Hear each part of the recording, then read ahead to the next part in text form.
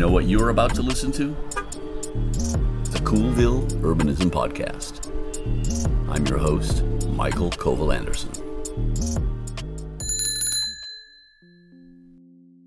Part of my job is to keep track of what is going on in cities around the world on their quests to become more life-sized.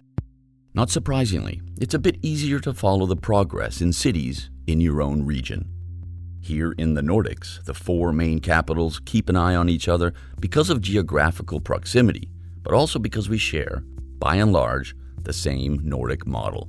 Many initiatives are immediately relevant and transferable. I like living in Copenhagen. I've spent a lot of time in Oslo and love what they're doing up there. But Helsinki has always been my favorite other Nordic capital for many reasons, and more specifically, for their visionary policies. I spent a week there recently in the late summer of 2021 and had the opportunity to meet many of the people responsible for the transformation of the city into being a global leader in sustainability, energy transition, housing policy. Yeah, the list goes on. Copenhagen has been a benchmark city for years, but it is clear to me that Helsinki is now the city to watch. Copenhagen has been talking about being CO2 neutral by 2025, but the entire spin revolves around switching to biomass instead of coal, not a renewable, sustainable resource in any way, shape, or form. Helsinki has a similar goal, but they are doing things differently. I also had a specific goal on my trip to the city: to meet a deputy mayor that I've heard so much about, a politician with vision, but also one with the force of will to make those visions happen. The deputy mayor's reputation precedes her, so I was pretty sure a new name was going to be added to my list. A list where the majority of the people are female politicians, because it's becoming more and more clear every single day that female leadership gets things done, be it on a municipal level or a national one.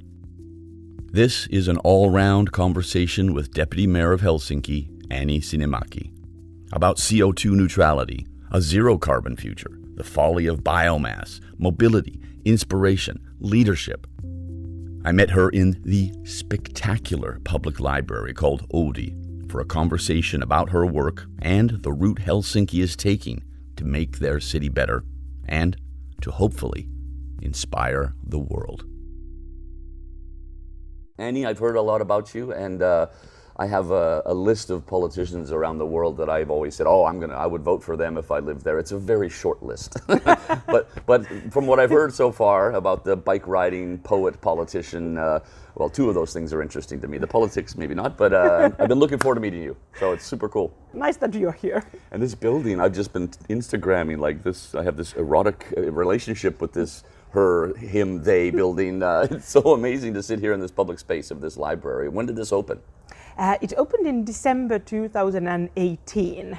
So it managed to have its really life starting before the pandemic, which was great. Mm-hmm.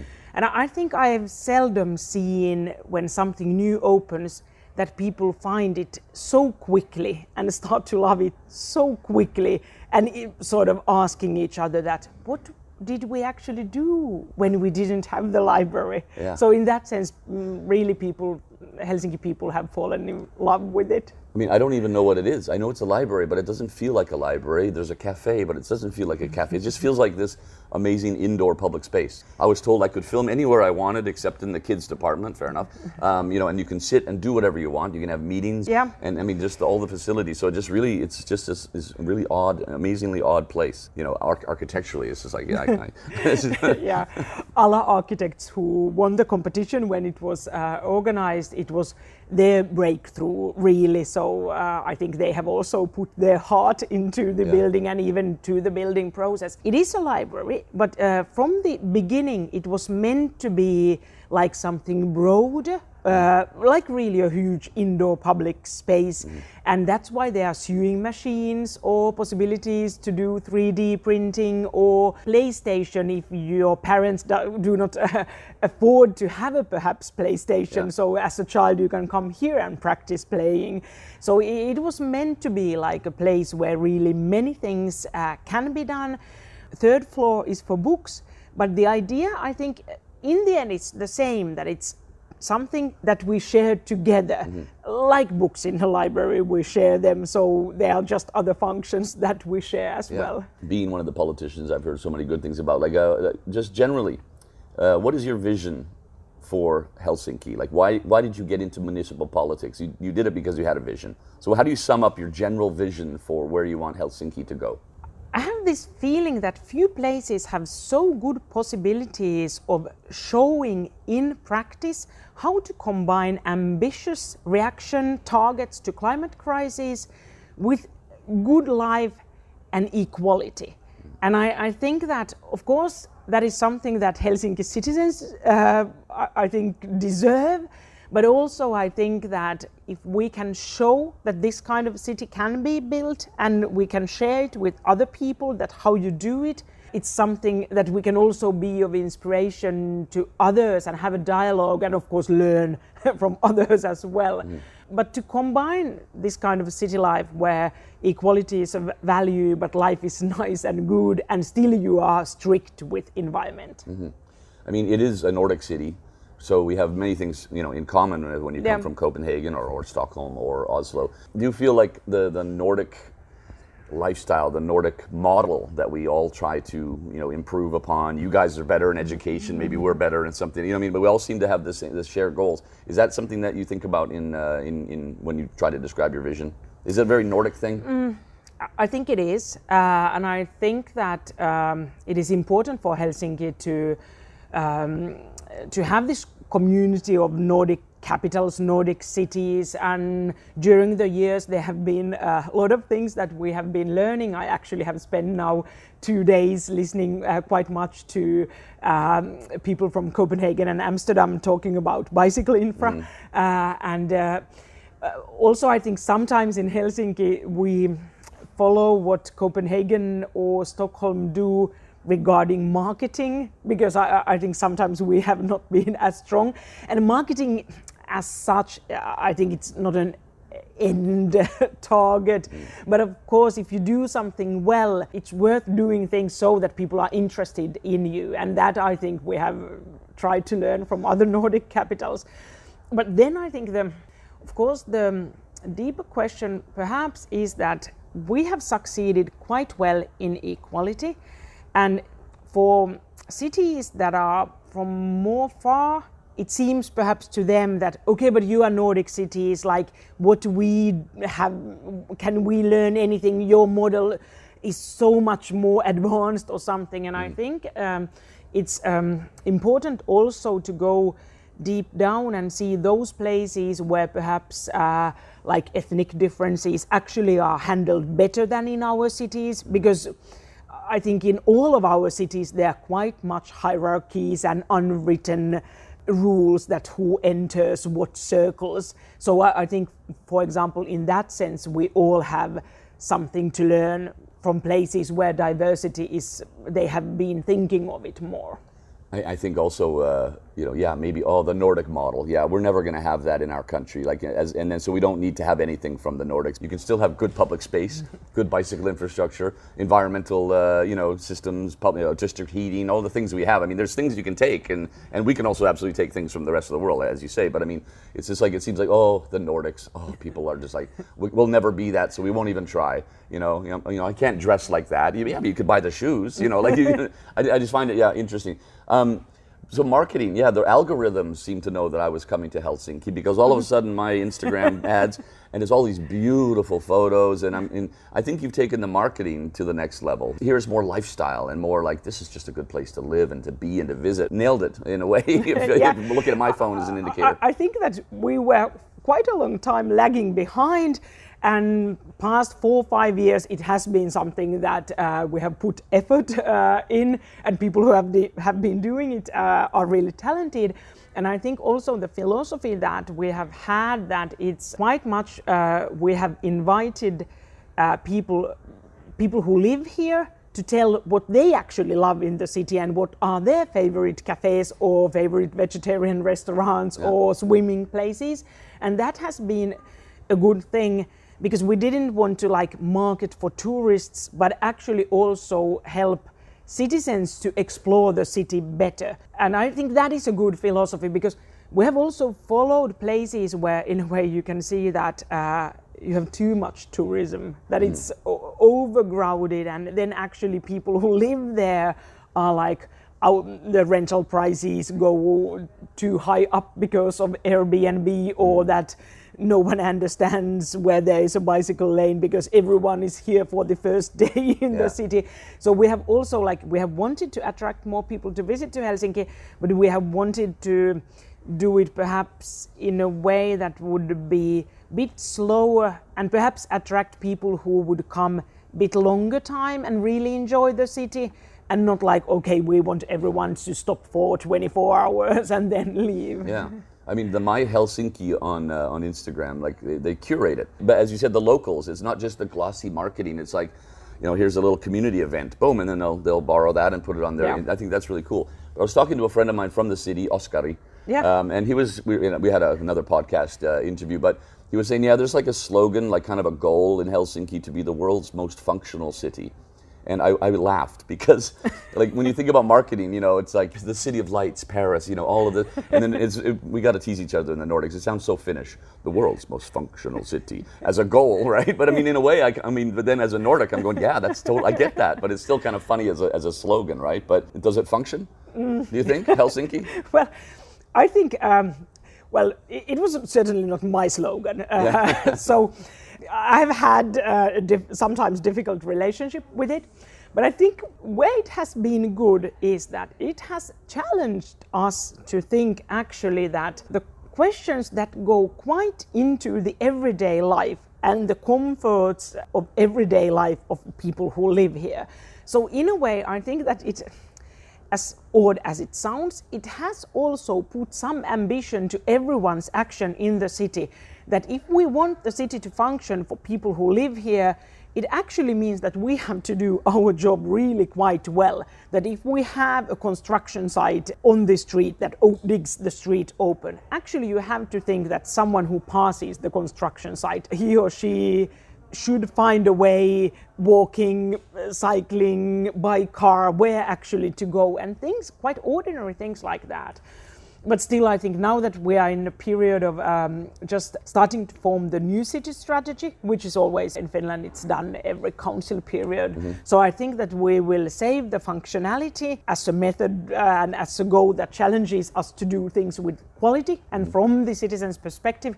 But I think we will also choose perhaps something that has a bit more romanticism in it, or perhaps some hope also, because the pandemic has been so heavy for cities that we now need something that gives us sort of perhaps a bit more hope and light.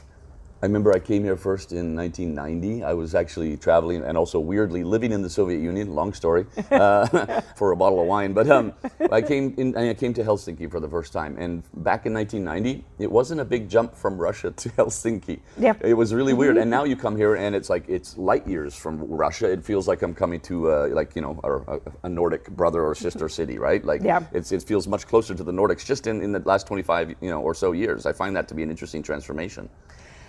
You've always been influenced by both, I know, historically and culturally, but...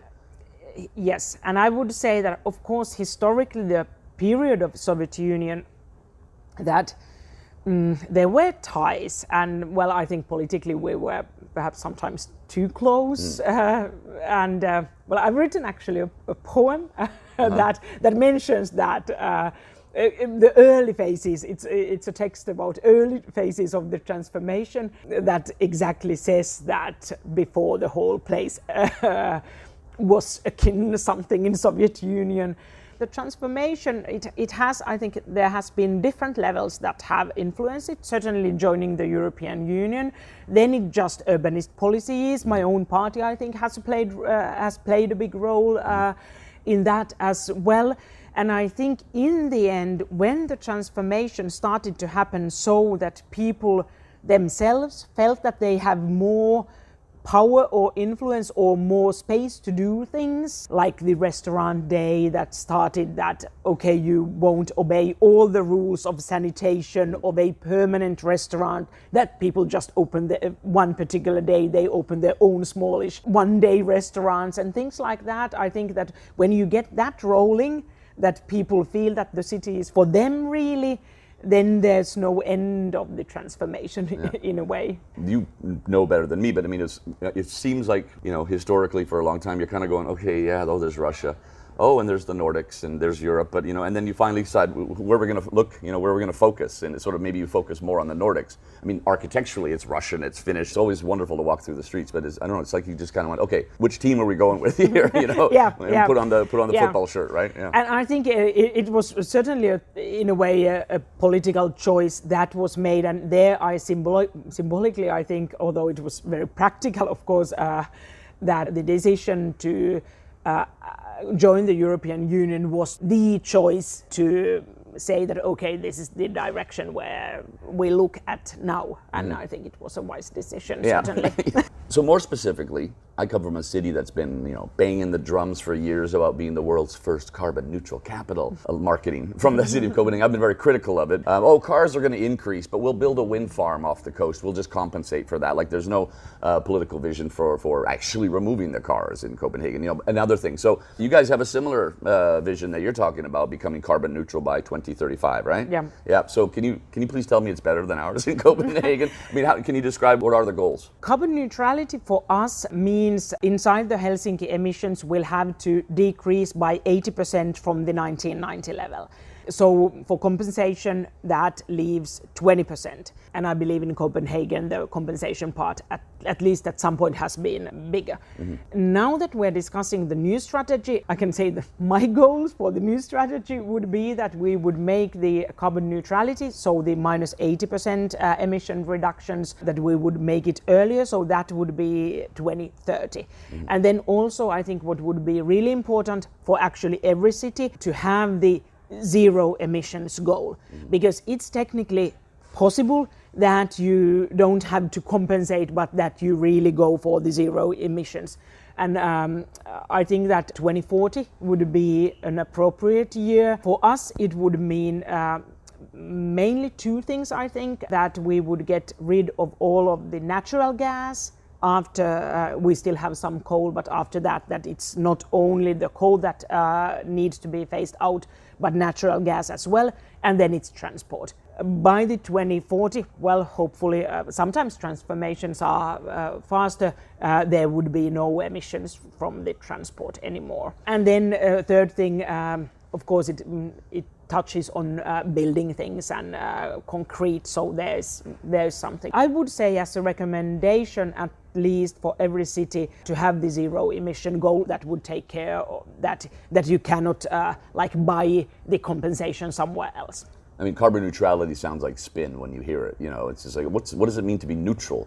Exactly like building a wind farm to compensate for the inevitable rise of the automobile. And this is literally in the report. But one thing I've been very critical about in the Copenhagen spin is, renewable energy. Phasing out coal, yes. And yes, we're a good wind country, as we know. But then you read it's all biomass. There's a lot of spin from that industry about, it's renewable. Trees just grow again, so we'll just keep cutting them down. And we're already seeing a lot of chaos. But I was looking, researching a bit about Helsinki, and it seems like you are not putting all of your eggs in the biomass basket, like Copenhagen seems to be doing. Please tell me it's better here. I think you are exactly right. I think in a way we have now an advantage that comes out of us being somewhat lousy before, because we procrastinated with the coal question. And while we procrastinated, we understood it better, and of course the whole discussion and even scientific evidence understood it better, that biomass has a lot of problems, and actually it can be a source of fairly big amount of emissions. So now we found the window to put the target so that when we will phase out coal latest by 2029, probably earlier, but we have formulated it so that we will not replace it mainly by biomass. Actually, no new investment on biomass will be done. So we have to find the ways, especially to take care of the heating without burning anything. I think that Copenhagen and Stockholm have been ahead of us in reducing the emissions, but since they did it before, there was not perhaps full understanding of all the emissions that are tied to forestry and to heavy land use that is part of the such forestry that also then feeds the burning biomass for heating. But I think that we organized, our former mayor was active, I think it was really a good project that we organized an international challenge, energy challenge, where the aim was exactly to solve the heating question without burning anything. Right. And I think we didn't really find a sort of type of this is a pharmacy and this is exactly the right medicine for you, but we got really interesting proposals and we are now working on them, and that is certainly something that we will be really keen to spread when we get a bit further, that how actually you solve this question, because I'm positive that like the German discussion that okay, then it's natural gas. No, you cannot have by 2040 you cannot have natural gas, and I think biomass, it will happen that actually there will be times when we are phasing out biomass as well. Yeah, I mean, but then you think, why do we even start if we already kind of know a lot? I mean, there's like an Estonian forestry magnate. There's like a guy buying up forests and chopping them down because there's a market all of a sudden. So he just saw that opportunity. A lot of the wood chip biomass in Copenhagen comes from like Canada and America and Russia, where we don't even know what they're doing, Yeah. But shipping it all the way from Canada and Russia when we have the sun, we have wind, we have other solutions that we can scale up or think differently about, right? So, but yeah, I think in a nutshell, it's good to be quite critical towards biomass as a big scale solution heating cities. Yeah. Now you were in national politics. Yeah. And now you're in municipal politics. What do you prefer? Well, I would say, municipal politics. But of course, it's a journey that you don't know. Many people start in the municipal politics and they want to jump to the national level. But I did it another way around. And I was a member of parliament for almost 16 years. So I basically spent my early adulthood there. So I think 16 years of anything, it's a long time. Yeah. So for me, it was really good time perhaps to change the perspective. And since in national politics you always have the government and opposition, and there has been the rise of sort of extreme right-wing or populist right-wing politics, and sometimes, of course, I'm looking a bit from the outside, that it seems that it's so hard to find any solution to anything, that quite often the discussions of reforms and changes are somewhat endless in the national politics. What I enjoy in the city level is that actually we get things done. Of course, it's because of the voters. Many people have chosen to live to Helsinki, so perhaps although parties have big differences, but it's still that it feels that we share the same city and we share mostly the same reality. So at least for now, I prefer the city level. Yeah. I enjoy the thing that you actually, because it's also more concrete, that legislation, how it affects, it's a bit like a slower process, but here if we decide upon a tram line and then you see it being built and then you feel it yourself, that how it improves the public transport, that is enjoyable. Mm-hmm. I mean, for me, people have always said, "Oh, you should go into municipal politics, Michael." I'm going that way. I can't do meetings, and municipal coffee is always the worst, right? But I mean, I like the democracy I live in, but I literally don't know who my MP is, and I'm very politically engaged. I literally don't know who it is. I think it's from one of the parties I voted for. Fine, but municipal politics, where I live in Copenhagen, in Frederiksberg, I can see the politician on the street. Hey, I got to talk to you, or the local newspapers are always, that's where the citizens are actually vocal, where we feel like we have an influence. And you share a street with your neighbors, and for me it's always been it's so much more interesting, municipal politics, because it affects my daily life, where policies in the national government affect my life in some way. I don't really think about it, but what the mayor just did on my street, okay, I have an opinion. You know what I mean? It's much more more contact between the politicians and the people. Yeah. And in Finland, municipalities actually have quite a lot of responsibilities. So it is really quite broad and it is quite concrete. And also I think that, and there's a lot of interaction, more on practical matters than ideological in a sense. And of course, since I did national politics, and sometimes the climate policies were so hard to achieve because there's so much, although everyone sort of says that it's important, but every measure you actually want to take, it's quite hard. So for me, it's been a joy to see that actually on a city level, you can have ambitious goals and sort of execute them. And in Finland, for example, now the national government has the target of Finland being carbon neutral by 2035. But I think they also dared to have it because so many municipalities had ambitious emission reduction goals. So in a way, it put pressure also to the national government. Now, I've spoken with a couple of guys about cycling in Helsinki. I've also, because of what I've been doing for 15 years, and that's also kind of maybe too much where it's time to do other stuff, but following what Helsinki's doing and looking at the infrastructure and whatnot. So one thing that I kind of wonder about with your visions and the goals of Helsinki is, why do you still have e-scooters? When you look at Copenhagen, they had policy from January, they're gone. There's a few, I see 4 a day, and they're privately owned, right? Paris, I've been just working in Paris, talking to the vice mayor of Paris, and he's going, yeah, we've really tried to, legislate them to make them more difficult to use, where you have to put them into a parking station, kind of kill the concept without just banning them. Mm-hmm. But here, you come out of the train station and you're tripping over them, and people are like, zigzagging down the cobblestones. I mean, how does it? I don't get it. As a green politician, a person with a vision of a more bicycle-friendly city, a cyclist, how come you have so many? Like, why? Well, you got to explain it. Well, I think we're in the middle of the discussions at the moment. In Finland, there's no such thing as city legislation in these matters. Mm-hmm. So basically, the national legislation is really liberal towards them. So it's a bit a question that is there actually anything that the city can rule or outrule. The current Minister of Transport, who was not responsible for the liberal legislation, has also now been active, and we have been having talks with the companies and with the city and with the ministry, perhaps more like a voluntary regulation. And the things that are now under discussion mainly is whether they should stop giving them to use by nighttime, because the one thing is that people drive them drunk and get injuries that can be really harmful for a person's life, and also it's quite a big healthcare burden that people really hurt themselves.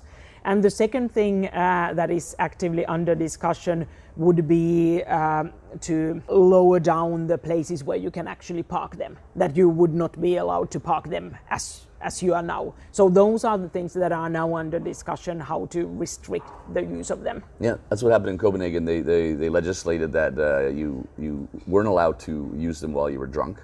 So you had to blow. Weirdly, in Denmark, you can ride a bike. There's no restriction to that with alcohol. But like they put it onto that. So the police started going after them in a period. And that also is like word of mouth. Oh, God, if you ride it at night, the police will give you a ticket, And then they also said you can... they'll still be around, but you have to rent them from a shop, like a kiosk or a bike shop. The bike shops don't want them. They want people. And then you have to deliver it back A to A. That completely kills the concept of finding one on the street. Because the idea is that in a way it, and they just kind of faded away. It's so nice to be in Copenhagen now. and here also the police has been sort of one thing that people really hate is that people use sidewalks with the e-scooters, because in the city center we have mostly cobblestone on the car lanes. So, and it's really uncomfortable to ride them. So that's why people jump to the sidewalk to use them. And now the police has also tried to be active. I think in a way, in the Finnish legislation, it's that you cannot be so drunk that you endanger others. So police can also, although there's not as strict rule for the promilles, but I think police can still stop you and say that you are not allowed to drive because you are a danger to others or to yourself. That's the weird law in Denmark for bikes, is you have to be able to operate a bicycle in a satisfactory manner.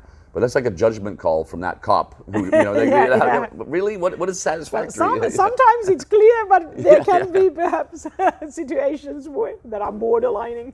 On my Insta today, I posted these maps that Marek found in the archives from 1934, where there was a bicycle count, like in red pen. And there are many, many streets with 10,000 cyclists a day in 1934 in what was a poor working class, harbor city. And then there's another map where all your infrastructure was. This really great network of Copenhagen style, unidirectional, where you copy pasted that, from Denmark, I'm sure. And it looks better than the network. Maybe the network today is getting there now. But you're a cyclist, right? So I see the unidirectional in Helsinki, which is best practice.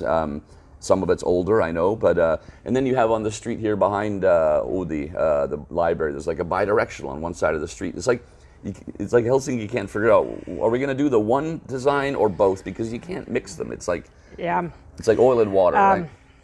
Yeah, the unidirectional is the goal where we are going, but. Is it like a political goal? Yeah. Okay. And also the national legislation that before it didn't back it so much, but now it actually backs. But I think the situation is, since we somewhat have the bidirectional and the unidirectional is somewhat new for people, it's not in their sort of backbone. So I think that we have to build and also push the rules and change the culture for people to understand the unidirectional. And of course, it means also that you really build the infra according to that. But it's the direction where we are going. Okay, good. Because we're design countries, right? Finland and Denmark and Sweden and Norway. It's like there's design for this. It's from 1915 in Copenhagen.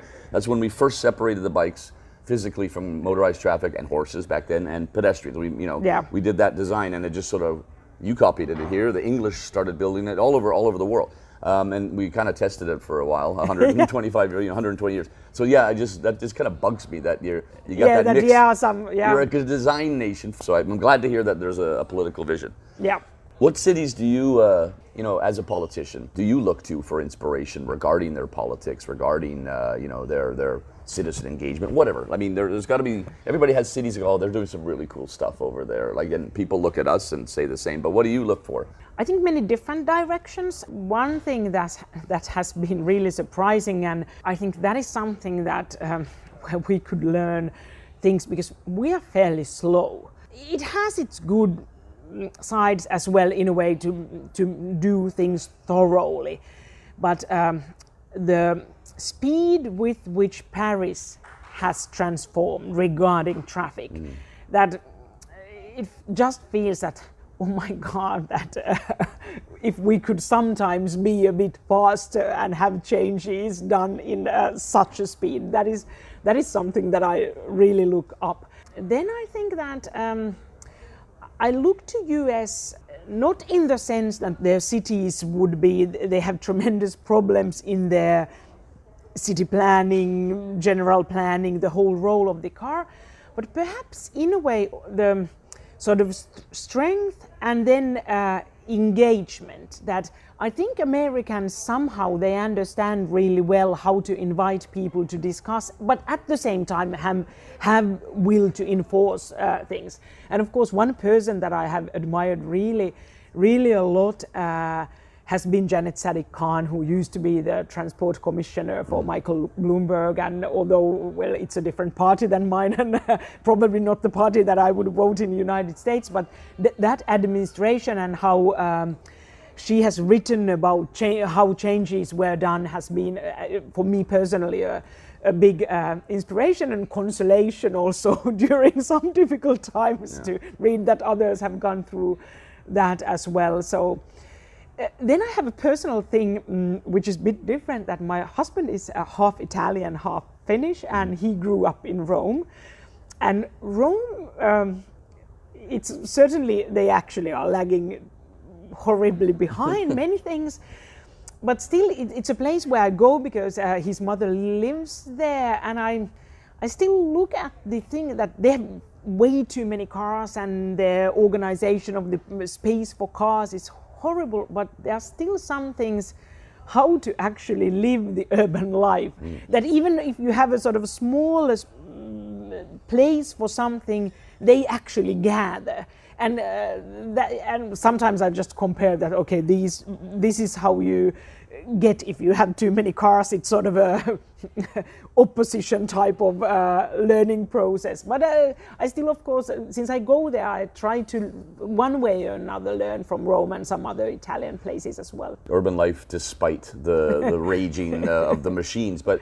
Yeah, for me, one of the episodes of the Life-Sized City was in Milan, and I didn't know anything about Milan. I'd been there 2 days my entire life, and we went there and filmed an entire episode, but the citizen engagement, or rather, you guys can just do stuff. Okay, you want to do like a breakfast with your neighbors in that neighborhood on the square, and you don't have a permit? Fine, just do it. And then Milan kind of watches and says, actually, that's pretty cool. Maybe we can, legitimize it and make it something in all the neighborhoods. They just sort of let people do whatever they want in a way. Yeah. They allow for it, and then they sit and watch. They kind of respect the fact that the citizens probably have better ideas. But then they go in and say, cool, thank you for that. Let's do that. Let's make it a policy. Yeah. That's kind of like, despite the car culture in Italy and whatnot. And Milan also, I think that they... of course, the pandemic has been really tragical for them since they've been completely in the middle of the worst region in Italy. But they also acted really fast regarding the space distribution during the pandemic. So I actually visited Milan like summer 19, and now I've been following it, and I know the person who's deputy mayor for urban planning, Pier Francesco Maran, and followed their action through that, and also Mayor Sala followed. And so they have really introduced cycling lanes, new terraces. So they also did absolutely everything that you could to improve people's life in the difficult situation. And of course now it seems that many of the solutions where they took more space for bikes, for example, that they will make it permanent. So that is also really, I think Milan is an interesting example. And of course they have also been investing in public transport, that they have extended their metro network, for example, which I think that is respectable thing, and they have those projects have not been completely 10 years or something, but they have been quite efficient with it. In Italy, of course, you get everything and you get different things if you compare south or north. But I like Milan last year, like the first movers, Paris, Berlin, and Milan regarding temporary bike lanes. Milan was going, hey, these aren't temporary, by the way. These are going to be permanent. This is our window of opportunity. So Paris can call them temporary, Berlin, Toronto, whatever. Now this is going to be, part of our master plan. Now Paris is also making them permanent in many places. I mean, you can't even keep track of Paris. I've been there 3 times this spring working and meeting the vice mayor, David Belliard, and just hearing him, and then you leave, and the week later it's no cars in this city center. That's the new one. I think it's from September or something. Just massive. Nobody else is doing that kind of stuff on that scale and that fast, as you said. It's amazing, and still, I remember, I think I first went to Paris 1994, and it was a dream for me that Paris, it's really something. And of course it was dreamlike and really beautiful, but it was really a city for cars in many ways. And Rue de Rivoli or something that and of course it's much shorter time than from 94 to now, but it's a really short period, so it's amazing. Oh yeah, it's crazy. And then pedestrian streets around the canals. This is one of Anne Hidalgo's election promises, and they actually did it this in September, I think, last year. So all the canals, it's just walking streets, there's no car, or I think cars can go through if you live there, but I sat there drinking wine for a few hours earlier this spring, and there was 3 cars, and people are going, car. It was packed with people, and everybody's going, wow, a car. So that's pretty cool. Now you're very Finnish in Finland, interestingly enough. Do you do and modest, and humble, as Finns, and taking things slow, and collective decision making, and not so quick. But do you feel a leadership role? You personally, but also you as Helsinki for other cities. You're saying, people can learn from us, but I mean, do you feel like a kind of not a bad weight on your shoulders, but we got some visionary policies that really every city should have? Do you feel like you should step into some bigger shoes and be the proud city that says, come to us and learn? Like Copenhagen is all bravado, a lot of it, right? Oh yeah, we're Copenhagen, we're cool, come and learn. And you guys are very different cultures. So I don't know if you feel like there's that you need to step into a global leadership role as a capital city? Yeah, I think so, and I think the only possibility probably is to do a bit in a Finnish way, because you cannot completely change such mentality issues. But yeah, I think that for many reasons, I think we should. First of all, for our own benefit, because when you are in that role, in a way you get more engagement and you actually all the time learn. Then I feel personally that it's a good way to challenge yourself, that when you are, and well, sometimes it's also a good way to uplift your spirits and see what you have achieved, two things at the same time. That sometimes when you really think that how I explain what we have done to others, you can have this feeling that, actually quite great things. Like, that, hey, we're doing well. Because in your everyday duties, you are just thinking of, okay, we should improve that. There we didn't achieve the target. But of course also that when you think in the engagement of others, you also see these things that, oh my God, how slow we are. That in a way it also boosts you up. And certain things, I think that the strengths where I would like to see us to inspire others or have discussions how to do it, I think equal housing policies, that is something we have been good at. We have been able to reduce the homelessness, the prices on housing, although they have gone up, not as fast as in Stockholm or as in Copenhagen. We are really strict when building new areas, that it's regulated rental, more expensive flats that you buy, co-ownership. So it's really that we're really careful to do the social mix and not just new places for those who can afford it. Then I would say that education, there are strengths, and also the equality. I think Copenhagen is doing many things a bit the similar way, but there are really many places where the segregation of the schools is really a big thing. And certainly I think that how to resolve questions of city heating without burning things, that is something. So there are themes where I think we're strong, and I don't believe that we could go around the world saying these specific themes, but it's more, in the end, it's more like Helsinki is place worth looking at as a whole, as something tempting, and then those who are interested in more specific goals would get into the dialogue with us. You can go shopping and you can maybe take some of the things that you need, and maybe it'll work where you're from. But generally, I think for me, Copenhagen, Stockholm, we're never going to be friends. It's always like fighting to be the queen of Scandinavia, right? But I mean, I think Helsinki is, for years it's been so interesting to watch, and I think you should be the leader, and I think you are well on the way to doing it. So that's great to hear. Yeah, but Anni, thank you for your time. I think we're gonna meet again, in this trip. But for now, thanks very much for your time. Thank you. Cool. That wraps up another episode of the Coolville Urbanism Podcast. I'm your host, Mikael Colville-Andersen. Thanks for listening.